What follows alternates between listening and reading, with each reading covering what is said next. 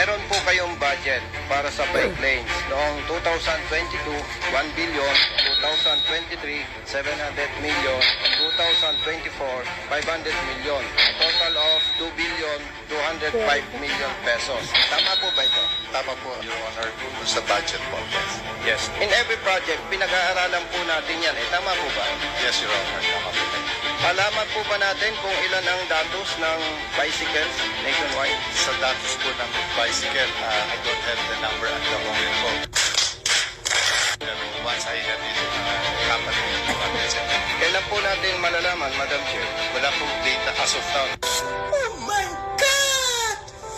Wow! Siguro give us a week, Your Honor, pero base po sa impormasyong binigay po sa akin ngayon, it's safe to say na mas marami pong bicycle owners kesa sa owners po ng private vehicles. What? Bro, what are you talking about, man?